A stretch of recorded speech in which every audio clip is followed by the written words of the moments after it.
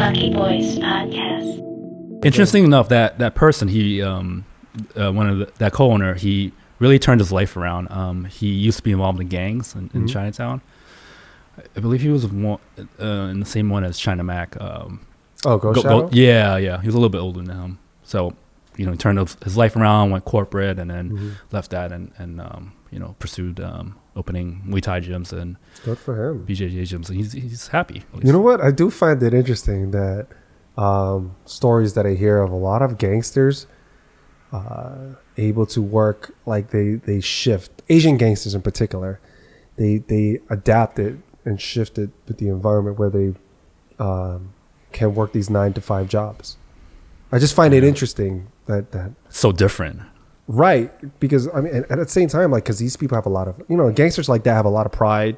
Yeah, there's a lot of ego. They have tempers, and they have street rules. And when you go in the corporate world, those rules are different, and they don't abide by the same respect or the same hierarchy. And a lot of times, you're coming into it, you're at the low end, you're at the entry level, right?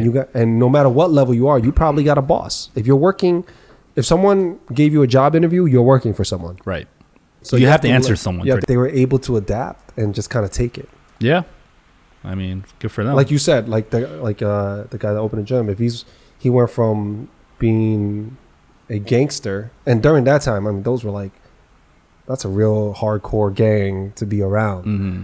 From go to that and then make $300K in a corporate world and be able to adapt into a system and then excel, work his way up to the point where he goes. I mean, he didn't start at $300K. He probably start entry level and worked his way up to 300 and realized this isn't for me, man. I'm getting burnt out. Right. And then said, I'm just going to be my own boss because that's who I'm meant to be. I mean, that's incredible. Yeah.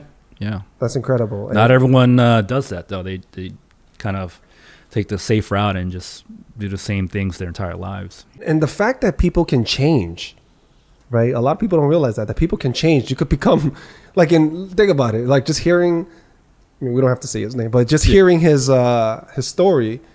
This guy was a gang member. Then he changed who he was and put on the corporate America hat. And then now he became a teacher of the martial arts. Yep. I mean, this is former fighter as well. He used to compete. Yeah, it's like an incredible story. Yeah, you can write a book out of it. A lot of these people can. A lot of people that grew up in New York can.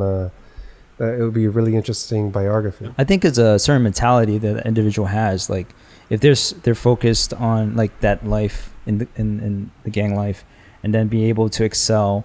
It's that sort of like they have that kind of drive. That drive to do, and whatever industry they go into, they're able to excel. I think it's also the type of training.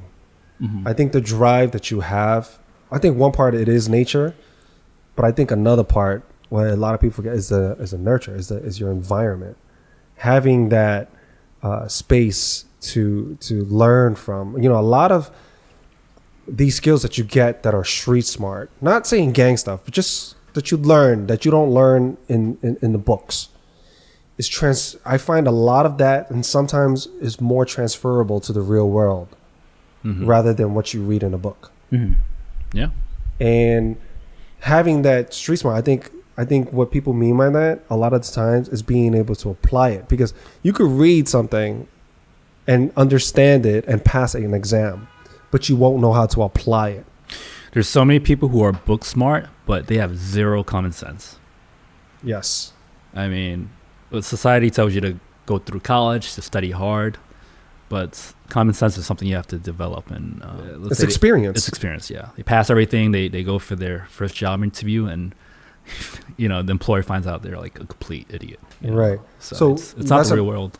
Yeah, one of my friend's brother graduated computer science or some degree related to those arts, and it was like, I think he graduated like a 3.9 GPA.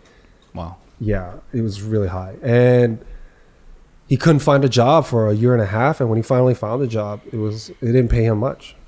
It was very entry level pay, and part of it is because he's a massive introvert.